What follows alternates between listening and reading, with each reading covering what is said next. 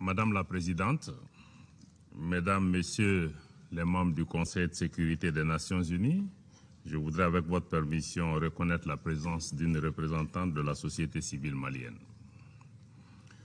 Je commence par exprimer la gratitude du gouvernement et du peuple du Mali à l'endroit de l'Organisation des Nations Unies pour les efforts et souvent les sacrifices consentis pour le retour de la paix et de la stabilité dans mon pays. Je remercie également mon frère, M. Al-Khassim Wan, chef de la MINUSMA, pour la présentation du rapport du secrétaire général sur la situation au Mali.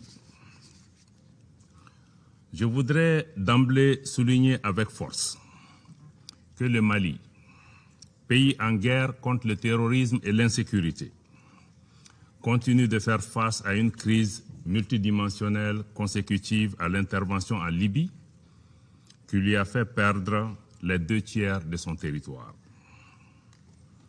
Malgré le soutien international apporté depuis 2013, la situation sécuritaire, malheureusement, n'a fait qu'empirer.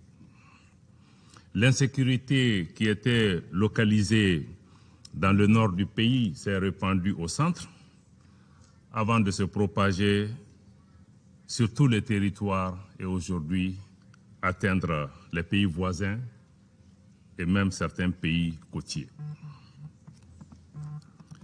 C'est dire que les résultats atteints n'ont pas été à la hauteur des attentes des populations maliennes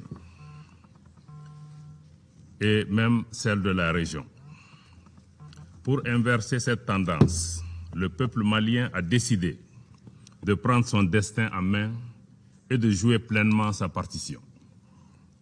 Dans cette perspective, le gouvernement du Mali a développé des stratégies et consenti des sacrifices énormes en investissant massivement dans son appareil de défense et de sécurité.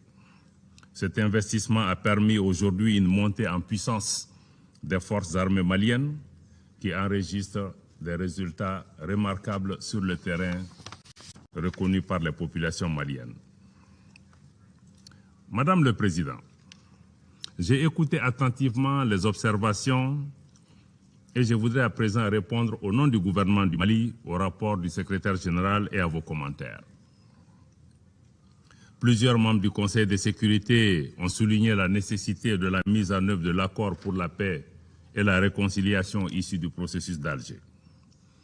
Je voudrais commencer par dire que le gouvernement du Mali est surpris que le rapport relève que les mouvements signataires ont dénoncé l'enrôlement de 2000 nouveaux éléments devant être déployés dans les régions du Nord dans le cadre du recrutement spécial. Le gouvernement n'a malheureusement, en tout cas, n'a reçu aucune plainte d'un quelconque groupe ou regroupement de mouvements dans ce sens. Toutefois, je voudrais rassurer que le recrutement spécial initié par l'état-major général des forces armées maliennes vise les éléments des groupes d'autodéfense ainsi que la récupération des armes. L'objectif final est la réduction de la violence dans les localités de stationnement. En aucune manière, ce recrutement ne saurait interférer avec le processus de désarmement, démobilisation et réintégration et réinsertion de l'accord dit DDR, qui concerne les combattants des mouvements signataires de l'accord, déjà enregistrés sur la base de données de la Commission nationale chargée du DDR. Le gouvernement du Mali tient à préciser qu'il reste pleinement engagé dans la mise en œuvre diligente et intelligente de l'accord pour la paix et la réconciliation issu du processus d'Alger. À cet égard, il rappelle que de sa signature à nos jours, la mise en œuvre a connu des avancées notoires qui ont été accomplies notamment sur le plan politique, sécuritaire, du développement, celui de la justice comme de la réconciliation. Les recommandations des Assises nationales de la refondation de décembre 2021 participent de l'engagement du gouvernement dans la mise en œuvre de l'accord, notamment celle relative à l'élaboration d'une nouvelle constitution pour instituer, entre autres, le Sénat et l'accélération du processus de décentralisation et de déconcentration de l'État. Je n'oublie pas ici les progrès réalisés dans le processus du DDR, comme cela a été rappelé par le représentant spécial, tout comme dans la participation de plus en plus significative des femmes dans le processus de paix, y compris au niveau du comité de suivi de l'accord. C'est le lieu pour moi de saluer encore une fois le rôle actif de l'Algérie et l'accompagnement de l'ensemble des pays qui participent à l'équipe de médiation internationale. Madame le Président, Mesdames et Messieurs les membres du Conseil, sur la situation sécuritaire, le gouvernement indique qu'avec la montée en puissance des forces armées maliennes, des résultats probants ont été enregistrés sur le terrain, notamment la neutralisation d'importants membres de Katiba terroristes, la récupération de matériel, la libération des localités du joug des terroristes, la destruction des sanctuaires terroristes et le retour de nombreuses populations déplacées. À la faveur de cette montée en puissance des forces armées maliennes, les populations maliennes ont également constaté, pour s'en réjouir, une nette amélioration, je le répète, une nette amélioration depuis décembre 2021 de la situation politique, sécuritaire, humanitaire, de même qu'une diminution significative des violences communautaires dans le centre du pays. Le gouvernement tient à rassurer qu'avec leur montée en puissance, les forces armées maliennes sont en mesure de prendre en compte les changements de la situation sécuritaire sur le terrain. Les dispositions sont prises afin qu'il ne se crée un vide sécuritaire à la suite du départ des forces françaises et de la Task Force Takuba. Le gouvernement du Mali est conscient que la sécurité de la mission est de la responsabilité du pays hôte, qui mettra tout en œuvre pour assumer cette responsabilité. Afin de faciliter cette phase transitoire, nous invitons la MINUSMA à achever son plan d'adaptation en collaboration avec les autorités maliennes. Sur un certain nombre d'allégations en rapport avec la situation sécuritaire qui ont été faites autour de la table, je me permettrai de pouvoir y apporter une réponse. J'imagine que les uns et les autres font référence à la coopération entre le Mali et la Fédération de Russie, que nous rappelons encore une fois, qui est une coopération d'État à État visant à renforcer les capacités opérationnelles des forces de défense et de sécurité maliennes, qui aujourd'hui produit des résultats sur le terrain. Je voudrais à cet égard remercier la Fédération de Russie de répondre promptement aux demandes de soutien du Mali dans ce sens. Mais si les uns et les autres font référence à Wagner, je voudrais être très clair que pour le Mali, nous ne connaissons pas de Wagner. Notre problème n'est pas Wagner. Mais notre problème, c'est comment assurer la survie de notre État, comme je l'ai rappelé, qui a perdu le 2 de son territoire suite à l'intervention que vous connaissez. Notre problème, c'est comment assurer la sécurité des Maliennes et des Maliens qui sont aujourd'hui désespérés et dont nous n'arrivons même pas à protéger les droits essentiels. Notre souci, c'est comment préserver notre pays, préserver l'unité du pays, comment préserver l'intégrité territoriale de notre pays. Cela passe naturellement pour nous par la diversification de nos partenaires, notamment sur le plan sécuritaire. Et je rappelle encore une fois que le Mali a le droit de choisir ses partenaires et il le fera en toute souveraineté, en toute responsabilité, comme chacun des pays autour de cette table.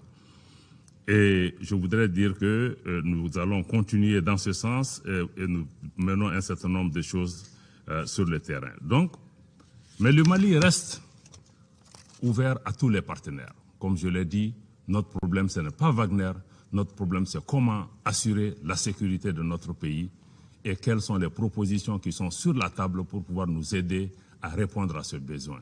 Et tous les partenaires qui veulent contribuer à cet effort sont les bienvenus. Mais le Mali n'acceptera pas qu'un partenaire nous impose que si tel partenaire vient par la porte, moi je sors par la fenêtre. Ceci n'est pas acceptable. Mais je dois encore une fois le rappeler que les grandes opérations d'envergure qui sont en cours au Mali se font dans le cadre du respect du droit international humanitaire comme des droits de l'homme. Et je salue les investissements qui ont été faits par les Nations Unies et par beaucoup de pays autour de la table ici pour renforcer les capacités des forces de défense et de sécurité du Mali. Je tiens aussi à rappeler que dans le cadre de ces opérations, le Mali respecte les droits de l'homme, pas pour faire plaisir à des partenaires étrangers. Le respect des droits de l'homme est pour nous-mêmes d'abord. Je rappelle que le Mali est un vieux pays de civilisation. Le Mali a enregistré une constitution dans le Moyen-Âge en 1325, la constitution de Kouroukanfouga, qui donnait une importance particulière au respect des droits humains. Nous le faisons pour nous-mêmes d'abord. Nous le faisons aussi pour répondre à nos engagements internationaux. Nous le faisons parce que nous sommes conscients que la lutte que le Mali est en train de mener contre le groupe terroriste, nous ne pouvons pas la gagner en violant les droits. Nous avons besoin de gagner les cœurs et les esprits des Maliens pour pouvoir. Le Mali n'a absolument aucun intérêt de s'engager sur cette voie. Et nous sommes conscients que cette voie peut se retourner contre nous. Mais, mesdames et messieurs du Conseil, soyez conscients que le Mali est aussi victime d'une guerre de désinformation. Une guerre de désinformation qui vise justement à punir le pays pour ses choix. Mais je pense que nous allons pouvoir continuer. Concernant le renouvellement du mandat de la MINUSMA, je voudrais vous faire part ici de la position du Mali, de ses préoccupations, mais aussi de ses attentes pour leur prise en compte par votre Conseil. Tout d'abord, je tiens à préciser que pour le gouvernement du Mali, il est essentiel que le mandat soit centré sur la protection des populations civiles et l'appui au rétablissement de l'autorité de l'État sur l'ensemble du territoire national. Dans cette perspective, il est indispensable de mieux définir et articuler la notion de protection des civils dans un contexte de guerre asymétrique, comme cela a été rappelé tout à l'heure par le distingué représentant de l'Inde. Il y a lieu de clarifier contre qui on veut protéger la population, sachant que la menace principale provient des groupes armés terroristes. Comment, dans ce contexte, la MINUSMA peut-elle protéger les populations si elle n'est pas en mesure de faire face à cette menace? Dans ce contexte particulier, et comme l'a encore rappelé l'ambassadeur de l'Inde, le mandat de la MINUSMA doit obligatoirement prendre en compte la montée en puissance des forces de défense et de sécurité du Mali, qui sont désormais en première ligne face aux groupes terroristes, qui enregistrent certes des pertes, mais qui en infligent aussi énormément sur le terrain. De même, dans le cadre du renouvellement sus-évoqué du mandat de la MINUSMA et la demande d'appui aérien de Barkhane, le gouvernement du Mali exprime son opposition ferme à l'intervention sur son territoire de la force française Barkhane. Après la décision unilatérale de retrait de la dite force, qui a été aussi suivie par la dénonciation par le Mali des accords de défense avec la France. Nous en appelons donc au respect de la souveraineté de notre pays et des décisions prises par les autorités maliennes dans ce contexte. Ensuite, le gouvernement du Mali souligne la nécessité d'une meilleure coordination des actions de la MINUSMA avec l'État malien de manière à assurer une pleine efficacité dans l'application de son futur mandat. Le gouvernement du Mali souligne également la nécessité pour la MINUSMA de travailler étroitement et véritablement avec les autorités et les parties prenantes maliennes pour aider le Mali à protéger ses populations civiles et à restaurer son autorité sur l'ensemble de son territoire. Sur les allégations de restrictions imposées à la MINUSMA, il est important que le gouvernement malien, il est à préciser que le gouvernement malien n'a pris aucune mesure restrictive visant particulièrement ou spécifiquement la mission. La mise en place de mesures de restriction temporaire sur une partie de l'espace aérien national, qui est une décision souveraine, vise un double objectif. Il s'agit d'abord de protéger les forces maliennes engagées dans une nouvelle posture dynamique et offensive pour reprendre l'initiative et réduire la capacité de nuisance des groupes terroristes sur les populations maliennes. Le succès de cette dynamique repose sur la liberté de manœuvre des forces nationales. Vous allez le reconnaître. Le deuxième objectif est de maîtriser les risques pour le transport aérien liés à l'utilisation intensive de la troisième dimension par les forces maliennes, notamment avec des vols d'aéronefs militaires, y compris sans pilote, et des tirs d'artillerie fréquents.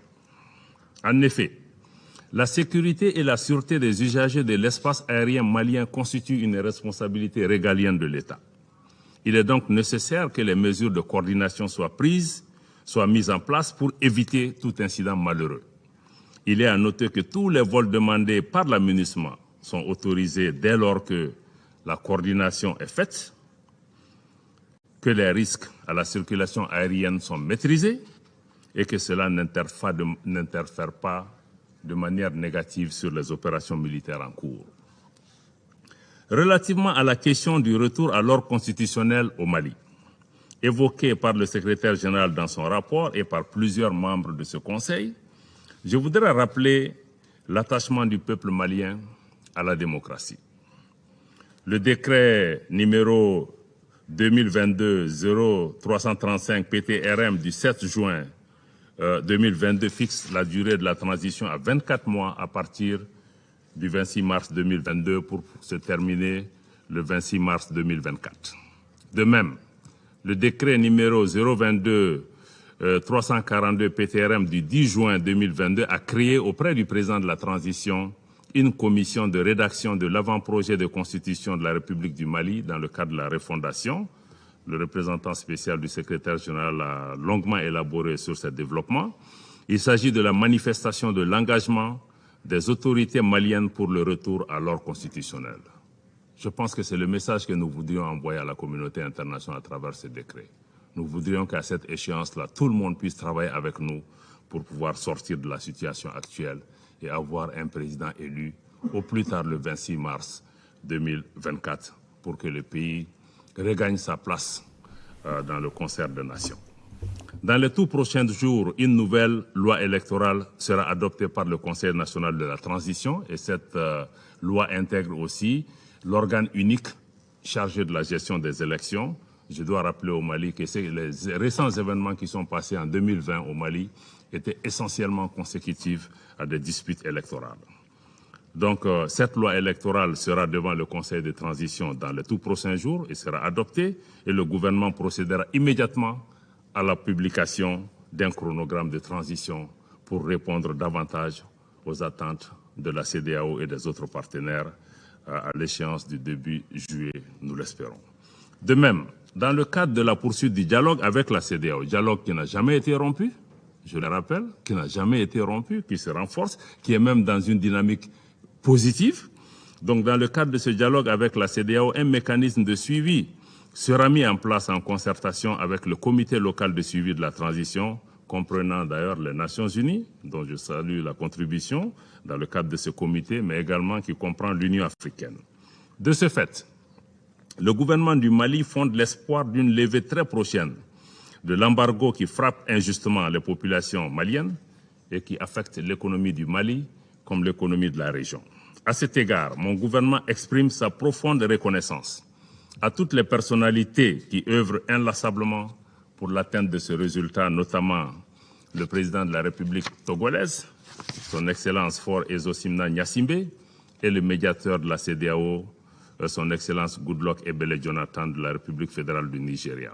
Madame la Présidente, Mesdames et Messieurs les membres du Conseil, le secrétaire général et plusieurs membres du Conseil de sécurité se sont préoccupés de la situation des droits de l'homme au Mali.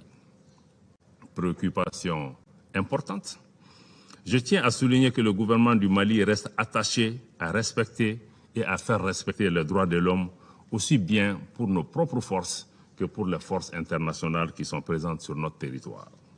Je tiens également à redire qu'il n'y a aucune volonté délibérée des autorités maliennes d'accorder des primes à l'impunité, s'agissant des cas avérés de violation des droits de l'homme. Ainsi, la justice malienne est systématiquement saisie chaque fois que des cas de violation des droits de l'homme sont signalés, y compris lorsque ces allégations sont portées contre les forces de défense et de sécurité du Mali. Et je dois vous dire que l'année dernière, la Cour, les tribunaux militaires ont condamné beaucoup de membres des forces de défense et de sécurité du Mali qui répondent de leurs actes. C'est dire l'engagement du gouvernement du Mali, malgré le nombreux défis à ne ménager aucun effort pour poursuivre la lutte contre l'impunité. Toutefois, le gouvernement du Mali voudrait appeler l'attention du Conseil sur les risques de politisation et d'instrumentalisation des droits de l'homme aux fins d'agendas cachés et sur la multiplicité et la multiplication des mécanismes des droits de l'homme et leur poids croissant sur le fonctionnement de l'administration malienne, dont les cadres doivent répondre à leurs sollicitations nombreuses, simultanées et souvent pas coordonnées au moment où cette même administration est appelée à servir les besoins urgents de nos populations. Je souhaite que votre Conseil en tienne compte.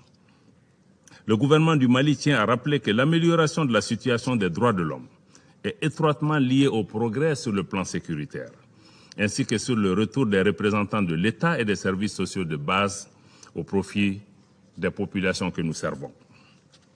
Et c'est pour réaliser ces objectifs majeurs d'ailleurs que le Mali a fait appel à l'appui de la communauté internationale qui, je rappelle, est là pour nous aider et non pas nous créer des problèmes.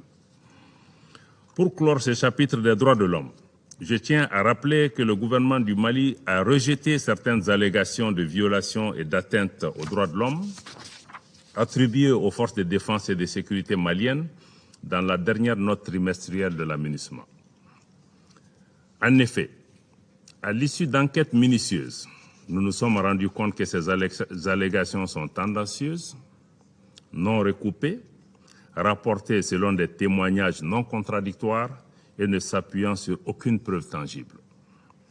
Je saisis cette occasion pour rejeter totalement la fausse impression que cette note trimestrielle de la MINUSMA donne et selon laquelle les violences exercées par les forces maliennes ciblent des personnes appartenant à des communautés ethniques. Parce qu'au Mali, nous sommes un pays millénaire, un pays multiethnique. Nous avons une armée aussi qui est multiethnique. Il ne peut pas être question au Mali de pouvoir cibler une communauté en particulier. D'évidence, ces allégations ont pour objectif de ternir l'image des forces armées maliennes et de les discréditer vis-à-vis des populations et de la communauté internationale. Cependant, le gouvernement du Mali reste ouvert à tout dialogue constructif avec les organisations de défense des droits de l'homme, y compris la Commission nationale des droits de l'homme pour lutter contre l'impunité. Madame la Présidente, Mesdames et Messieurs les membres du Conseil, sur la dimension régionale, à laquelle beaucoup d'entre vous ont fait allusion, j'ai entendu plusieurs membres du Conseil regretter le retrait du Mali du G5 Sahel, y compris la force conjointe. Je voudrais leur rappeler qu'il s'agit là d'une décision souveraine du Mali, en réponse aux violations des traités fondateurs de l'organisation, à la politique de 2 poids, 2 mesures et aux ingérences extérieures hostiles à l'égard d'un État membre fondateur de cette organisation. Le retrait du Mali a été formellement notifié aux instances du G5 Sahel. J'invite le Conseil de sécurité à prendre acte de cette décision et à en tirer toutes les conséquences dans la mise en œuvre du mandat de la MINUSMA. De ce fait, comme vous le savez, le G5 Sahel n'a plus vocation à intervenir sur le territoire malien. Cependant, le gouvernement de la République du Mali reste fidèle à son attachement à l'intégration et à la coopération régionale pour la réalisation d'objectifs qui servent les intérêts de nos populations. À cet égard, le Mali va poursuivre, je vous le rassure, sa coopération bilatérale avec les pays concernés, ainsi que son partenariat sécuritaire régional dans le cadre de mécanismes appropriés, et ce, nous le ferons dans un esprit de bon voisinage, un esprit de fraternité, un esprit de solidarité et dans un esprit d'amitié avec ces pays et ces populations frères. Madame la Présidente, Mesdames et Messieurs les membres du Conseil, le gouvernement du Mali demeure conscient que la résolution durable de la crise malienne reste la responsabilité principale des Maliennes et des Maliens d'abord. La partie malienne reste donc déterminée à jouer toute sa partition pour le retour de la paix et de la sécurité sur l'ensemble du territoire national, en faisant recours à divers leviers politiques, sécuritaires, ceux du développement socio-économique, comme ceux de la justice et de la réconciliation. Cependant, La réalisation de ces chantiers ambitieux requiert une lecture lucide, pragmatique, réaliste et holistique de la situation, mais également la compréhension, votre compréhension, votre accompagnement, votre soutien pour aller de l'avant et le soutien de l'ensemble des partenaires du Mali. Le peuple et le gouvernement du Mali réitèrent leur appréciation et leur remerciement pour l'énorme contribution des Nations Unies aux efforts de stabilisation en cours de notre pays, à travers notamment la MINUSMA. Pour conclure, je rends hommage à la mémoire de toutes les victimes de cette crise, particulièrement les casques bleus qui sont encore tombés ces quelques jours, et aussi pour l'ensemble des victimes militaires comme étrangères de la crise malienne qui sont tombées pour la défense de l'honneur de notre pays. Je vous remercie de votre aimable attention.